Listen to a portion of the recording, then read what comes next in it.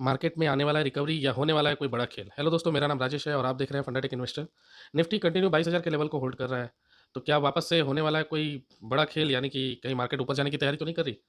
या फिर वापस से वही नीचे की तरफ बढ़ने का सिलसिला जारी रहेगा?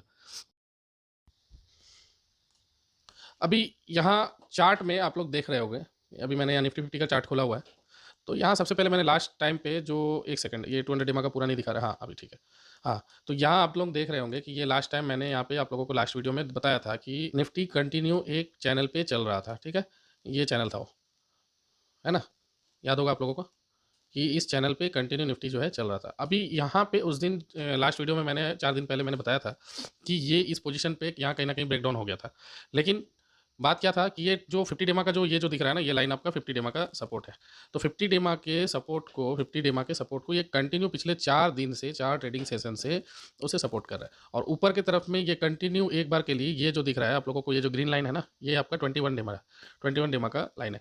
तो ये उसके ऊपर निकलने का एकदम से भी कोशिश उससे उससे हो ही नहीं रहा, मतलब वो ट्राई तो कर रहा है। पिछले 4 दिन से आप लोग देख रहे होंगे, देखिए यहाँ पे एक दिन जो है ये नीचे आया, कंटिन्यू कहीं ना कहीं इसके नीचे ही रह रहा है। और जब तक ये इसके ऊपर नहीं निकलेगा, समझ रहे हैं ना, जब तक ये इसके ऊपर नहीं निकलेगा आप कुछ भी नहीं कर सकते।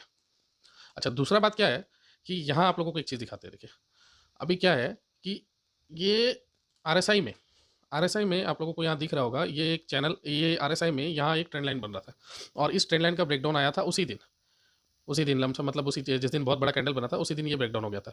तो अभी क्या है ना, ये 50 के नीचे आ गया। बेसिकली होता क्या है कि जब भी 50 के नीचे आरएसआई आ जाता है तो मार्केट में जो स्ट्रेंथ होता है ना वो बहुत वीक हो जाता है। तो अब वापस से ये 50 के ऊपर जब जब भी निकले तभी से एक नया बाइंग आएगा मार्केट में, एक नया रिवर्सल आपको दिखाएगा। और फिलहाल तो क्लियर कट दिख रहा है कि ये डाउन साइड में ही जा रहा है।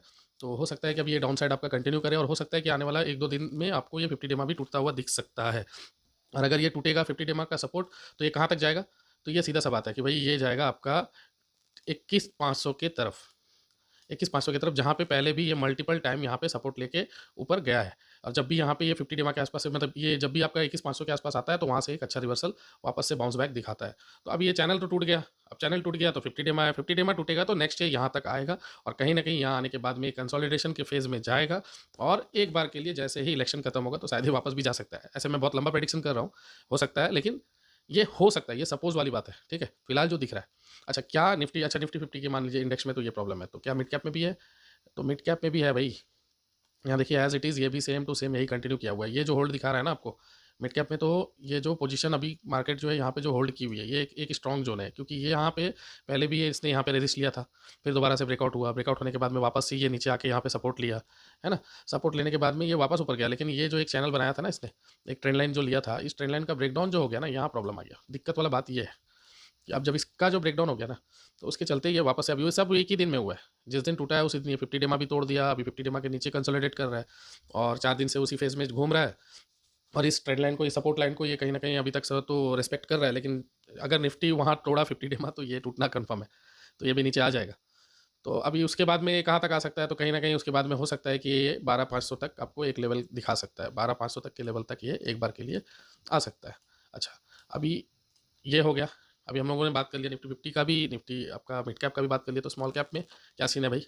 तो स्मॉल कैप का सीन भी कुछ कुछ वैसा ही है, कुछ चेंजेस नहीं हुआ है अभी तक, खाली नेगेटिविटी ही है। तो ये नेगेटिविटी अभी आगे भी एक्सटेंड करेगी, सेम टू सेम वही। अभी क्या है, स्मॉल कैप तो मुझे जैसा लगता है कि अभी यहाँ से रिजेक्शन लेने के बाद में एक बार के लिए 200 डिमा यानी 6,200 का लेवल आपको बहुत जल्दी दिखा सकता है ना। और या अगर मान लीजिए स्मॉल कैप में बाइंग अगर आता भी है, तो देखिए एक बात क्लियर रख लीजिए कि ये जो आरएसआई है ना, यहाँ यहाँ आप देख लीजिए, ये आरएसआई जब तक, अच्छा से इस बात को दिमाग में डालिए, जब तक आरएसआई इस लाइन का ब्रेकआउट ना करे, इस ट्रेंड लाइन को ब्रेक ना करे और ब्रेक करने के बाद में एक बार ये 50 के ऊपर आ जाए और वापस से वो दोबारा से एक बार के लिए उसे टेस्ट करेगा और तब वो वहाँ से ब्रेकआउट देगा, तो इसको आपको देखते रहना पड़ेगा भाई तब तक के लिए, है ना। तो तभी जाके कुछ हो सकता है। तो फिलहाल ना निफ्टी 50 में किसी तरह का कोई स्ट्रेंथ बुलिस वाला दिख रहा है, ना स्मॉल कैप में कुछ दिख रहा है और ना ही मिड कैप में दिख रहा है, ठीक है। और इलेक्शन का समय चल रहा है, तो शायद आपका इलेक्शन के समय के चलते ये इतना आसान भी नहीं होगा। तो फिलहाल समझ लीजिए, अभी फिलहाल वेट करिए जब तक कोई रिवर्सल का प्लान ना दिखे, जो रिवर्सल का कोई साइन ना दिखे, तब तक के लिए कोई भी डिसीजन मत लीजिए। स्टॉक्स आपके लिए एक दिन में हो सकता है कि कुछ कुछ स्टॉक्स अच्छा रैली दे दिए हों, लेकिन वो कंटिन्यू करेगा ये, इस बात की कोई गारंटी फिलहाल नहीं है, क्योंकि इंडेक्स ही नहीं चलेगा तो स्टॉक कहाँ से चलेगा। स्टॉक में अपने आप में उतना दम नहीं रहता। तो अभी नीचे गिरता हुआ मार्केट में लेने से अच्छा उठते हुए मार्केट में लीजिए, तब तक के लिए जो पैसे रखे हैं उसे रखे रहिए, वो ज़्यादा अच्छा है। अभी क्या है ना, हम लोग हैं स्मॉल कैप और मिड कैप में इन्वेस्ट करने वाले लोग। तो हर गिरावट में अपने को बस यही लगता है कि अरे ये तो मौका है, बस अभी ठेल दो, जितना पैसा है सब लगा दो। लेकिन क्या ऐसा करना सही है? नहीं, बिल्कुल नहीं। अगर मान लीजिए मार्केट ही गिर रहा है, तो आपको ऐसा बिल्कुल नहीं करना चाहिए। आपको वेट करना चाहिए, भले फंडामेंटल गुड स्टॉक क्यों ना हो। क्योंकि स्टॉक तो फंडामेंटली स्ट्रांग है, लेकिन मार्केट ही गिर रहा है, तो उसमें कोई भी आपका मतलब ऐसा नहीं है कि मतलब मार्केट गिर रहा है, तो स्टॉक आपका ऊपर की तरफ परफॉर्मेंस देगा। तो मार्केट के साथ गिरेगा। तो मार्केट जब भी रिवर्स होगा, तभी आप जो है अच्छे फंडामेंटल गुड स्टॉक्स कचड़ा में नहीं लगाना है। अच्छे फंडामेंटल स्टॉक्स में नज़र बना के रखिए, आपको मालूम है कि कौन से स्टॉक्स अच्छे हैं, वैसे स्टॉक्स में पैसा लगाएँ, कोई दिक्कत वाली बात नहीं है। तो फिलहाल आज के लिए बस इतना ही। धन्यवाद। अगर वीडियो अच्छी लगी हो तो लाइक ज़रूर करें और नए हैं तो सब्सक्राइब करना ना भूलें।